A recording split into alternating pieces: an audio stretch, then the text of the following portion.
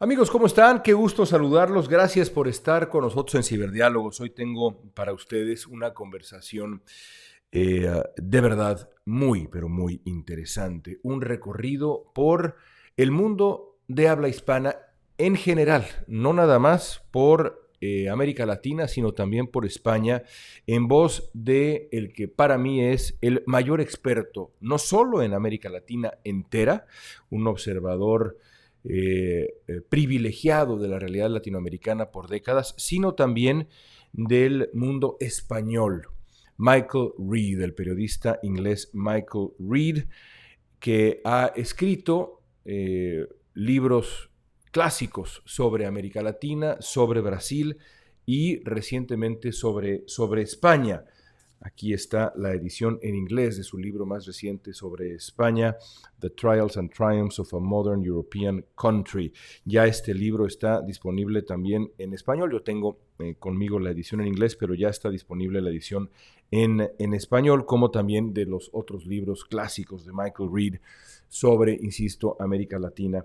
Y sobre incluso Brasil específicamente, por ejemplo, en fin, vale la pena, más allá de escuchar esta conversación, de seguir esta conversación con Michael Reed, vale muchísimo la pena leer sus libros a detalle.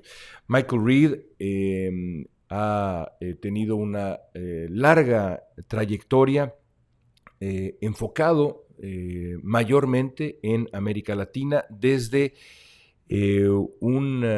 una ventana, insisto, de privilegio.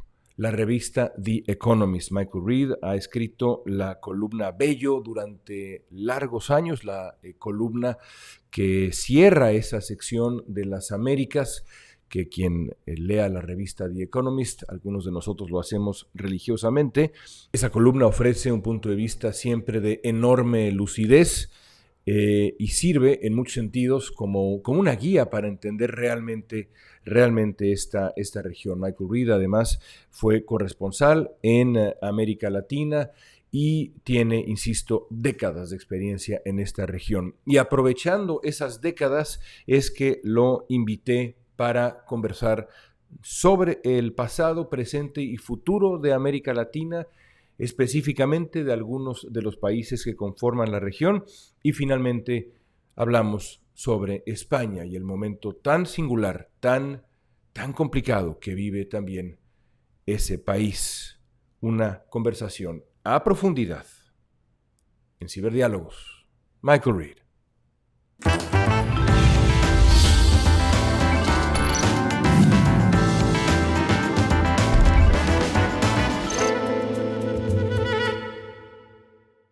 Michael, gracias por estar con nosotros en Ciberdiálogos. Es un privilegio tenerte aquí. Escribiste un libro clásico sobre América Latina al que llamabas El continente olvidado. ¿Sigue siendo el continente olvidado? Bueno, antes que nada, muchas gracias por la invitación. Yo pienso que sí y no. O sea, sí en el sentido que mirando el mundo desde Nueva York o Washington o Londres o París o Beijing o Delhi, no creo que América Latina como figura en la cima de las prioridades y preocupaciones, que es para bien y para mal. Eso. Pero lo que ha cambiado en este siglo, evidentemente, es una dispersión del poder en el mundo y el surgimiento de lo que se llama mal el sur global, porque no es puramente sur y hay muchas diferencias entre ese grupo de países, grupo grande, pero evidentemente hay algo muy importante, que es que hay una dispersión de poder fuera de Estados Unidos y Europa y Asia, países de Asia y Medio Oriente y en algo América Latina, ¿no? La desigualdad sigue siendo quizá el gran desafío económico de América Latina. Hay quien piensa que hay otros desafíos. La desigualdad es un desafío grande. ¿Cómo ha cambiado la economía latinoamericana en el último cuarto de siglo? No, la desigualdad y la pobreza siguen siendo retos muy grandes. Dicho eso, América Latina es menos pobre y algo menos desigual que era en los años 90 del siglo pasado. Ahora, la preocupación ahora es que ha habido otra década perdida, ¿no? Los últimos 10 años, un crecimiento económico por persona de cero, básicamente, ¿no? Y eso ha tenido muchas consecuencias. O sea, hay un desencanto social, o una frustración social por el cierre de oportunidades, ¿no? Y hay un desencanto político. Obviamente hay diferencias, como siempre, entre los países de América Latina. En algunos casos es una ralentización del crecimiento.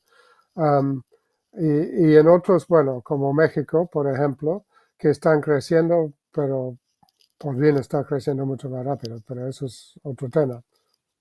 Y hablemos ahora de política.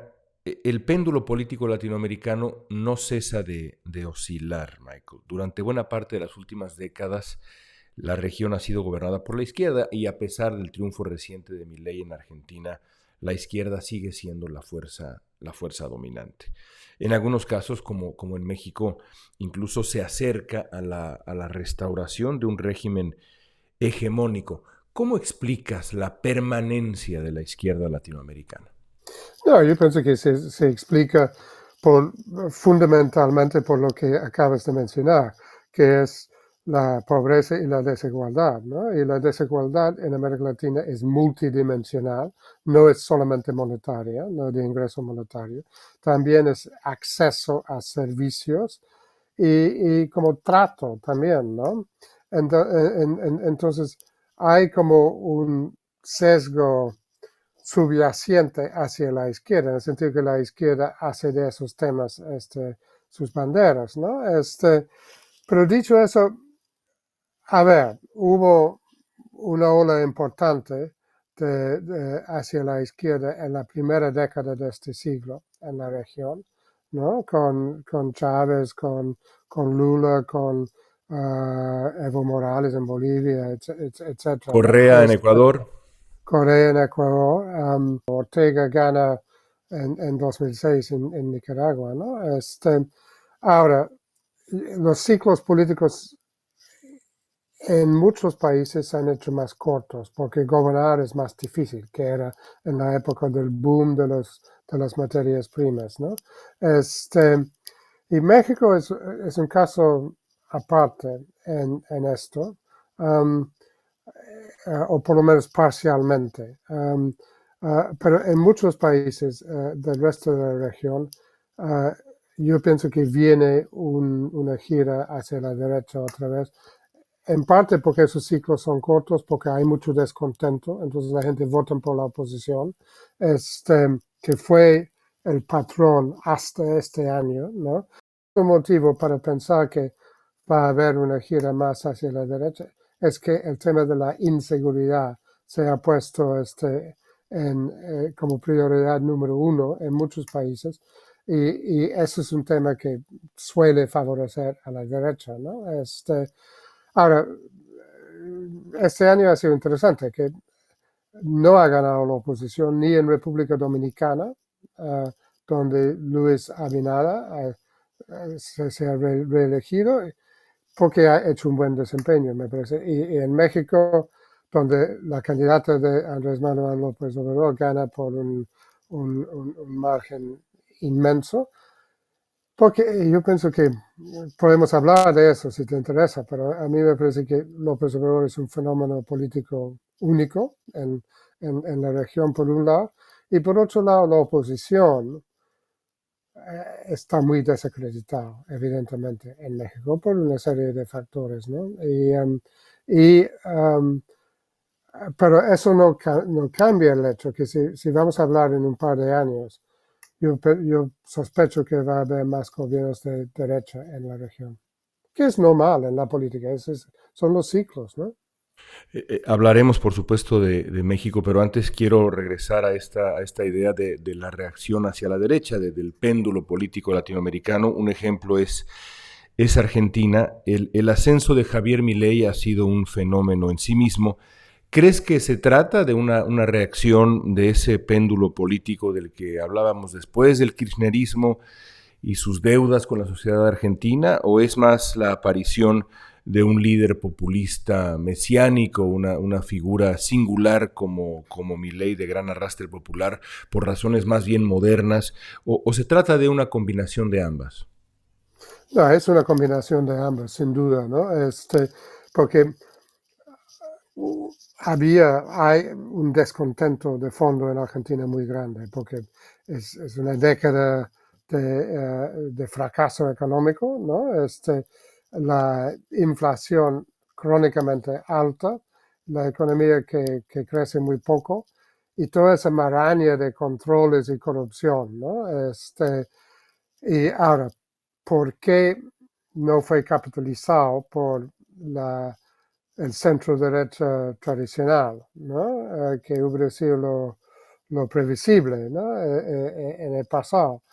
Y ahí entra el segundo fenómeno, que hay una crisis del centro, el centro amplio, democrático, tecnocrática en América Latina, porque en este mundo de sociedades frustradas, de comunicación digital y redes sociales que simplifican y polarizan los mensajes, ese centro ya no se hace oír como antes. Y alguien que viene con un mensaje que es bastante destructivo y un mensaje en términos freudianos de expresión del id, de las emociones primitivas, digamos, ¿no?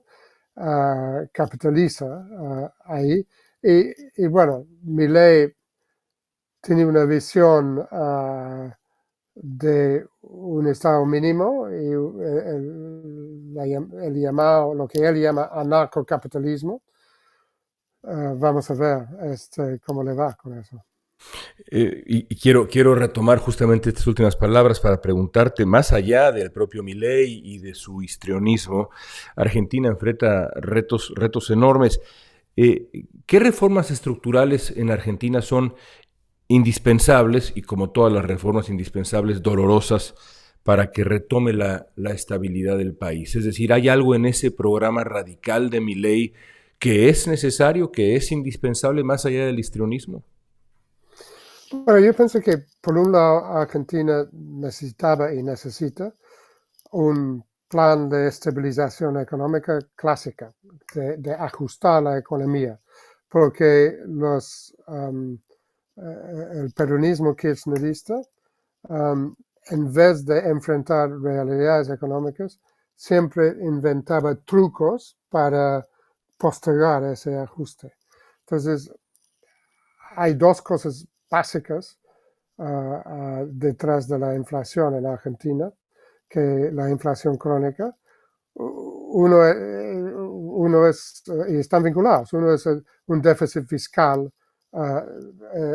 significativo por años, y un déficit fiscal, en segundo lugar, financiado por la impresión de dinero de parte del Banco Central, que todo el mundo sabe lleva a la inflación, ¿no? Entonces, el corazón del plan de ajuste de Milei es cortar el déficit fiscal y parar la emisión de dinero de parte del Banco Central. Y ahora, él ha optado por intentar hacer un ajuste muy rápido. O sea, el déficit de memoria era aproximadamente entre 4 y 5 puntos del PIB. Un plan de estabilización clásica es difícil bajar el déficit más de 1% al año, y él está tratando de hacerlo todo en un año, ¿no? Y el otro problema que tiene Argentina, que tiene que ver con el proteccionismo del kirchnerismo, es Ujú. que hay una escasez crónica de dólares. Entonces no hay nada de confianza en el peso, que está vinculado también a la emisión de dinero por parte del Banco Central. Entonces necesitas estimular las exportaciones y esa es la parte más complicada porque es lo que enfrentan ahora, porque la tasa de cambio que devaluaron al comienzo, pero porque la inflación sigue por unos meses, ya está desfasada. Entonces vamos a ver cómo manejan eso. Y luego tienen una agenda de mediano plazo mucho más ambiciosa, que es desregulación radical y un encogimiento radical del Estado. Yo pienso que en eso vamos a ver, todavía es temprano para saber si va a tener éxito o no. Vamos a Brasil, un país del que has escrito ampliamente, que conoces muy bien. Con las recientes elecciones en Brasil, bueno, creo que quedan reveladas, como en toda América Latina, ya decías que el centro en realidad no resiste en América Latina, quizá por ahí Chile es una excepción, pero hay profundas divisiones, hay polarización política profunda en Brasil. ¿Cómo ves el futuro de la democracia brasileña a mediano plazo? La derecha bolsonarista no parece haber sido un fenómeno necesariamente pasajero. Eh, ¿Cómo ves el futuro de la democracia brasileña? A ver, es una pregunta complicada de contestar, ¿no? Porque pienso que hay varios niveles en eso, ¿no? La economía brasileña básicamente no ha crecido por como 10 años, pero dentro de esa economía ha habido cambios estructurales muy grandes, ¿no? Con el surgimiento de un sector de agronegocios concebido en forma amplia, que es ya la tercera parte de la economía, algo así, ¿no? Y hay consecuencias sociopolíticos relacionados con eso. Y uno de los bases políticos del bolsonarismo eran esos agricultores, capitalistas muy exitosos, ¿no? En términos de negocio, ¿no? Y a la vez, la industria tradicional en Brasil ha ido encogiéndose, ¿no? La industria automotriz, etcétera, ¿no? Por un lado. Y por otro lado, ha habido cambios en la sociedad también, cambios religiosos, cambios de actitudes. Pero Brasil no, ni Bolsonaro ni Lula realmente han enfrentado toda esta estructura clientelista alrededor del Estado en Brasil, que está representado en el Congreso, que es la institución política central en Brasil. Y tanto Bolsonaro como Lula han tenido que pactar con esos intereses representados en el Congreso y quieren dinero público, ¿no? Y ahora, esos no son sectores como revolucionarios, ¿no? Ni mucho menos. Entonces, mi instinto es temprano todavía, la próxima elección presidencial falta más de 2 años, pero lo más probable en este momento, y las cosas pueden cambiar, es que una figura de la derecha más tradicional, menos radical, va a ganar, ¿no? Como por ejemplo el gobernador actual de Sao Paulo, Tarcísio de Freitas. Lula, parece que va a ser candidato otra vez. Me parece una pena para Brasil que no hay una renovación en la izquierda. Y esos sectores de centro cuyo apoyo a Lula en la segunda vuelta era crucial, no han tenido mucho espacio en su gobierno, ¿no? Entonces, y no se ve liderazgos ahí capaces de ganar una elección. Entonces, hay que decir que Lula, con todos sus defectos, es un demócrata, y Bolsonaro evidentemente no lo es. Se mostró así por su comportamiento, ¿no? Frente a la derrota. Entonces, tiene que haber algo de duda en la respuesta a tu pregunta, pero sí pienso que probablemente la democracia brasileña sobrevive. Ahora sí hablemos hablemos de México. Has seguido la política mexicana desde hace décadas, como el resto de América Latina, pero has puesto especial atención con México, un país que conoces muy bien. Viviste la transición a la democracia, la alternancia en México. ¿Imaginabas que en menos de 25 años México volvería a un modelo en el que predomina un partido hegemónico? No, pero viví la transición económica hacia una economía abierta, integral con Estados Unidos, porque viví ahí cuando se negoció el acuerdo de libre comercio. Y era el gobierno de Salinas de Gortari que intentaba modernizar la economía, reducir la dependencia sobre el petróleo, etc., ¿no? Y reducir el papel del Estado en la economía. Pero la democratización estaba recién empezando ahí, ¿no? Y realmente agarra vuelo con Zedillo, ¿no? No, yo pienso que es un fracaso de um, de la oposición en México, el hecho que, que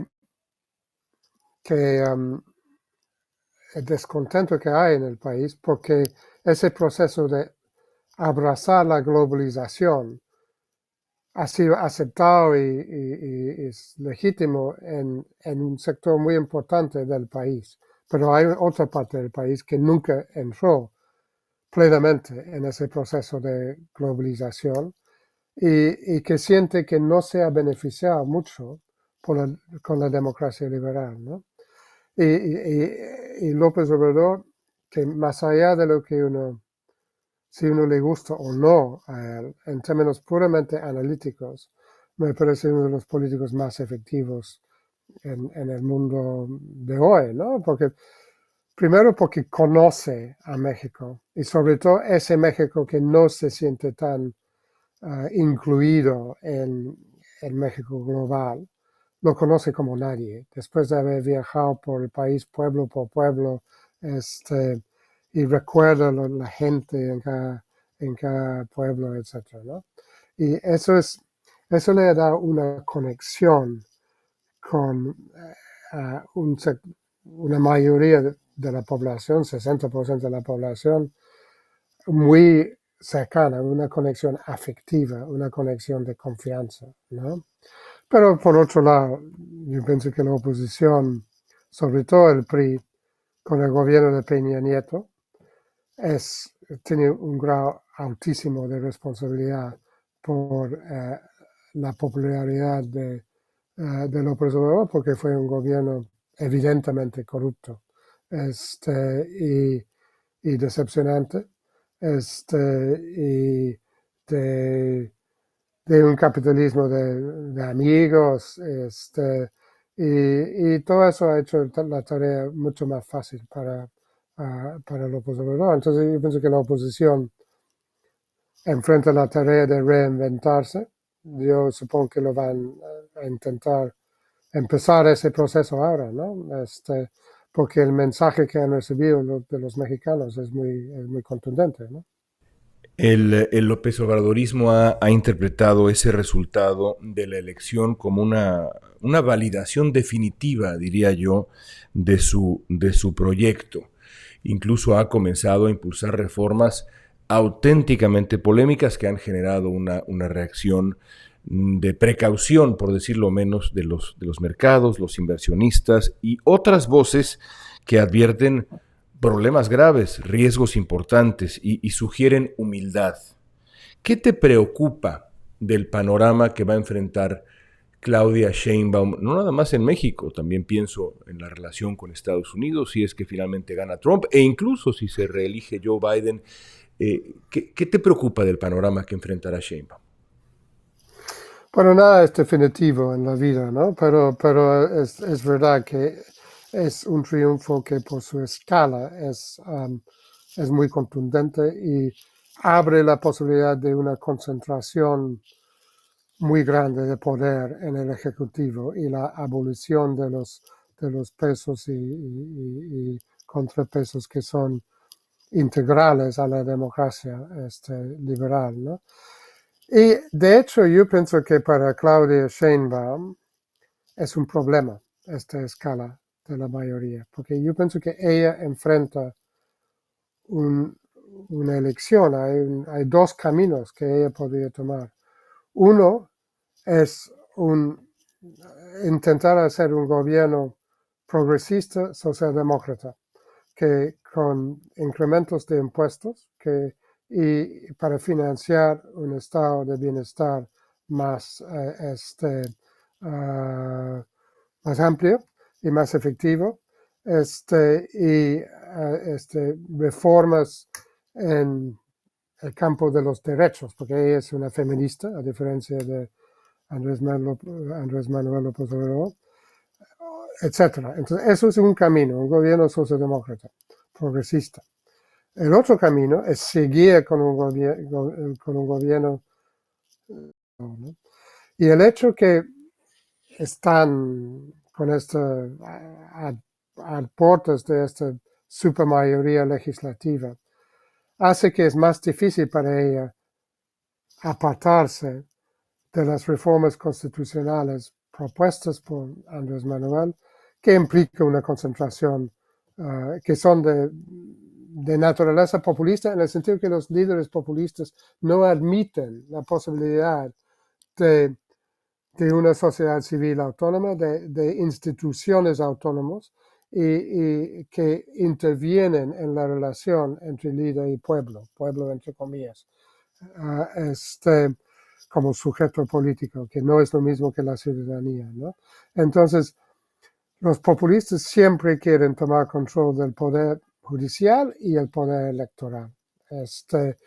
Y las reformas, y no quieren agencias regulatorias independientes. Entonces, las reformas constitucionales propuestas por Andrés Manuel, que no son de la autoría de Claudia Sheinbaum, pero ella los ha. Y eso me parece un problema para ella, porque en primer lugar, vamos a ver, pero yo pienso que van a tener un impacto sobre la inversión y la economía. Y segundo, que va a haber un conflicto político más agudo, que es verdad que no necesariamente va a estar en el Congreso, pero puede estar en la calle, por ejemplo, ¿no? Entonces, y me cuesta pensar. Vamos a ver qué pasa en Estados Unidos también, evidentemente. Y eso es el elefante en el mundo, en la habitación donde vive el mundo, que es que si Trump gana. Y eso va a hacer la vida mucho más fácil para el gobierno de Sheinbaum, porque no le importa nada lo que pasa en México, siempre y cuando paran los migrantes y el fentanil. Dices que le daría la vida mucho más fácil, quieres decir difícil, ¿no, Trump? No, fácil. Fácil.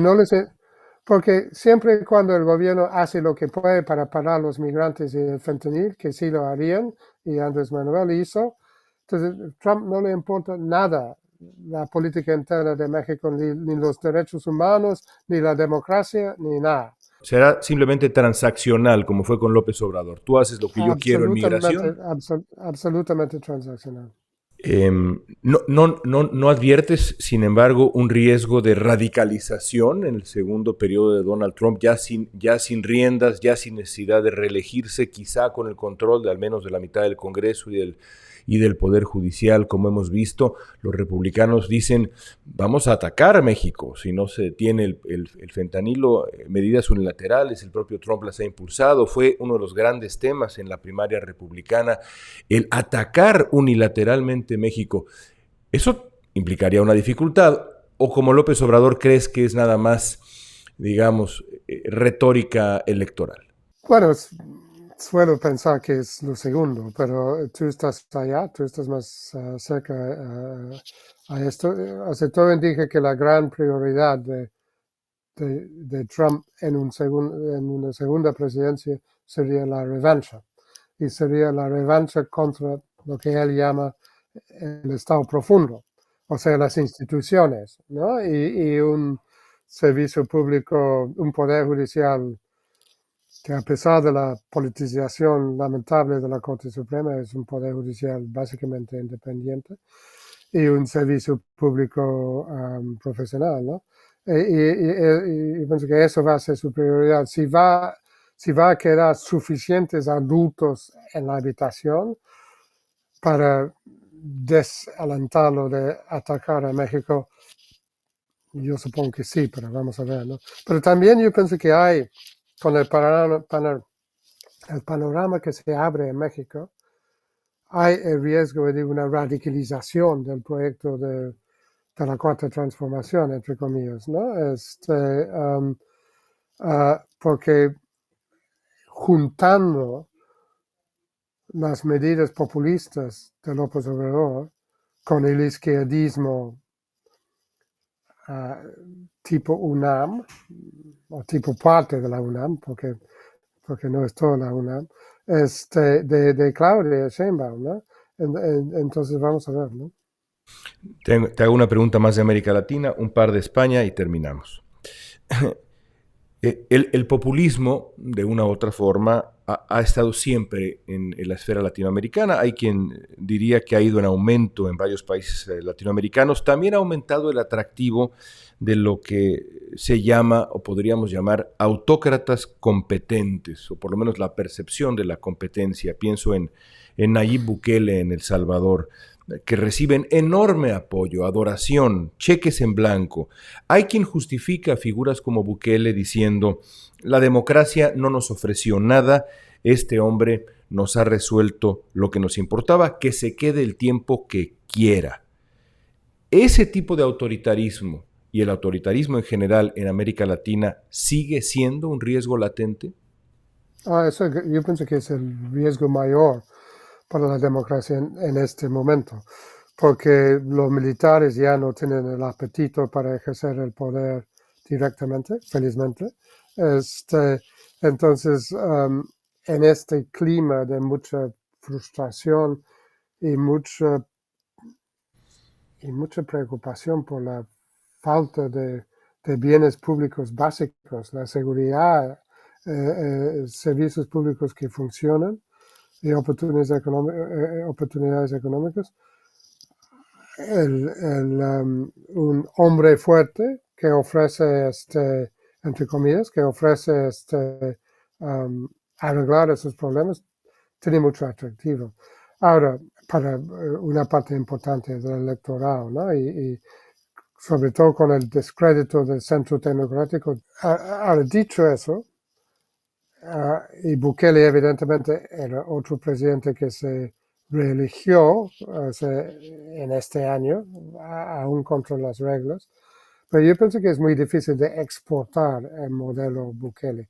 Hay aprendices de Bukele en todos los países de América Latina, pero dudo que van a tener tanto éxito, porque El Salvador es un país pequeño y muy compacto geográficamente, de 5 o 6 millones de personas. Y el problema de inseguridad que enfrentaba era de unos gangs, unos Pandillas. mafias, pandillas artesanales, básicamente, ¿no? Que se dedicaron a la extorsión en sus barrios, ¿no? Entonces, política bastante como cruda de simplemente detener a todos y no soltarlos, ha funcionado para reducir la delincuencia y los asesinatos. Si vas a los países más grandes de la región, que son más complejas geográficamente, socialmente, demográficamente, todo eso, y con organizaciones criminales transnacionales muy sofisticadas, o sea, requiere otro tipo de enfoque y no hay mejor camino que hacerlo bien con una reforma integral del sistema de seguridad y justicia, desde la policía en la calle, los fiscales, el poder judicial, las cárceles, los servicios de inteligencia. Y hay que hacer todo eso, que demora, entonces lleva frustraciones. Pero vamos a ver qué pasa en Ecuador. Yo no soy tan negativo sobre Daniel Noboa como algunos analistas. Yo pienso que puede tener éxito hasta cierto punto. Todavía es temprano para saber, pero hay algunos indicios que está empezando a dominar a los mafias allá, ¿no? Aunque va a ser un camino largo. Terminemos hablando de España. En tu libro sobre España hay una llamada de atención rumbo al final. Acá está el libro para quien esté siguiendo esta conversación en video. Hay una llamada de atención. Sugieres que los españoles son abrumadoramente moderados y que la polarización que hay entre su clase política no se refleja de manera tan clara entre la población, pero también, insisto, adviertes que la paciencia puede acabarse. Desde que escribiste esas líneas, España ha atravesado por un periodo de inestabilidad, incluso en las calles. ¿Se está acabando la paciencia en España? Hay ciertas señales de que esa tolerancia en la ciudadanía está como erosionándose en algo, ¿no? Y uno ve en la elección europea este voto de 800,000 españoles para un señor que cuyo único experiencia política es estar en TikTok y Telegram y YouTube, ¿no? Con una plataforma que se llama Se Acabó la Fiesta. Y dicho sea de paso, yo escribí un informe especial sobre España en The Economist en 2008 y puse el título The Party's Over, Se Acabó la Fiesta. Entonces pienso intentar cobrar regalías este señor. ¿Te plagió? Pero eso es una broma. No, efectivamente, en los últimos 2 años es bien curioso que esa tendencia de recomposición parcial del sistema de 2 partidos tradicionales ha seguido su curso, que ya sacan como 2/3 de voto. Era 80 y tanto, 90% en el pasado, cayó a 53, 50, por ahí, 50%.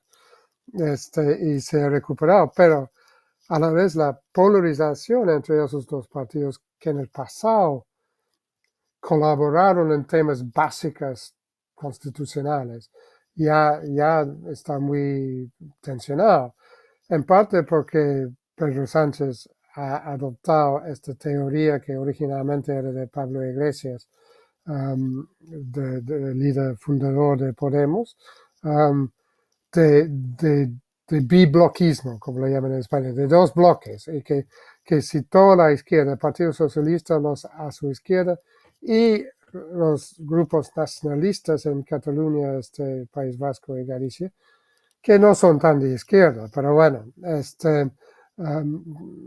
son anti una derecha centralizadora, digamos, que con esa coalición pueden excluir a la derecha por mucho tiempo. Pero el costo de eso para Sánchez ha sido cada vez más alto, como lo hemos visto con la aprobación de la amnistía, que él siempre había estado en contra, que él en la campaña estaba en contra todavía. Es una medida constitucional de mucha trascendencia. Una mayoría de los españoles están en contra. Hay muchos juristas europeos que piensan que la forma en que se hizo estaba mal para el Estado de Derecho, pero sin embargo se hizo. Y por otro lado, en la derecha, el PP encuentra dificultad para ponerlo en términos metafóricos, matar a Vox y este nuevo señor se acabó la fiesta. Entonces, no está claro que va a haber una vuelta a esa moderación que yo pienso que una mayoría de los españoles les gustaría ver. Déjame terminar con una pregunta maximalista y quizá injusta porque estamos hablando de un continente entero. Cuando miras hoy, 2024, rumbo al final del primer cuarto de este siglo, cuando miras América Latina y el futuro, ¿lo miras con pesimismo u optimismo? ¿Estás entusiasta o estás preocupado? Insisto, en términos muy generales. No, en términos muy generales. Cuando hice la primera edición, del libro El continente olvidado que salió en 2008, yo era bastante optimista sobre América Latina, sobre todo porque sentí que ese proceso de democratización estaba llevando a cambios importantes, ¿no? En las sociedades, ¿no? Uh, y, y, también que se había aprendido las lecciones de los años 80 sobre la importancia de controlar la inflación y una política económica racional, digamos, ¿no? Cuando hice la segunda edición, yo estaba en 2017, yo estaba más pesimista, vi más nubes, digamos, en el horizonte, y ahora soy más pesimista aún, porque creo que la región enfrenta desafíos muy profundos y grandes. El crimen organizado es un monstruo que pisa fuerte ya en toda la región, no está localizado geográficamente, y los estados latinoamericanos históricamente son estados débiles, ¿no? Entonces han tenido mucha dificultad en enfrentarlo y lo tienen todavía. Y en segundo lugar, que hay un problema de fondo de productividad, de falta de productividad, que es verdad que se aplica ahora a Europa también, pero que eso no es un consuelo. Entonces las economías no están creciendo como necesitan crecer y por lo tanto hay una dispersión social, ¿no? Conozco tantos jóvenes latinoamericanos muy talentosos que se han ido fuera para educarse y muchos se van a quedar afuera, no van a volver, ¿no? Y ese es un problema. Dicho todo eso, nada, o sea, América Latina nunca es simplemente un desastre. Siempre hay lugares y puntos y sectores y aspectos que son positivos y que hay que rescatar. Y hay una tendencia que un gran economista, Albert Hirschman, que terminó su vida en Princeton, escribió mucho sobre América Latina. Y él escribió mucho sobre el desarrollo, ¿no? Y él habló que era importante resistir lo que él llamaba el fracaso manía, ¿no? Esa tendencia de pensar que todo es un desastre, que es la posición de default, ¿no? La posición automática de muchos comentaristas sobre América Latina, ¿no? Entonces yo pienso que siempre hay que mirar los matices, siempre hay que ver que hay algunas cosas que van bien. América Latina es una potencia mundial cultural, por ejemplo, que es importante. Y a pesar de todo, las economías son más resilientes que muchos vaticinaron. Han crecido un poquito más rápidamente en los últimos 3 años. Se recuperaron macroeconómicamente de la pandemia muy rápidamente. Son resilientes, necesitan crecer más, pero son resilientes. Y la democracia con todo tiene algo de resiliencia también. Y pienso que la mayoría de los latinoamericanos, con todas sus frustraciones, les importa votar todavía, votan con esperanza, y la mayoría preferían tener las libertades de la democracia a no tenerlas. Entonces, lo importante es intentar construir políticamente sobre esa base algunos fundamentos más fuertes de la democracia. Ese final me sonó más optimista que pesimista. Michael, te agradezco mucho este tiempo. Gracias. Muchas gracias, Leon. Un placer. Amigos, gracias por acompañarnos en este episodio de Ciberdiálogos, en nuestra charla con Michael Reed. Insisto, lean sus libros. Creo que queda claro, después de escucharlo, a qué grado conoce Michael Reed la región y también España, evidentemente, a qué grado entiende a los países de América Latina y España, y también a qué grado su visión y su experiencia sirven como una brújula para entender lo que va a ocurrir. Ya escuchamos en esta última respuesta su pesimismo que cierra, yo insisto, con ese broche de oro de optimismo, por lo menos así lo interpreto yo, y es con lo que también me quiero quedar. Esperemos que este continente olvidado, que es América Latina, un lugar por lo demás extraordinario, encuentre siempre un mejor destino.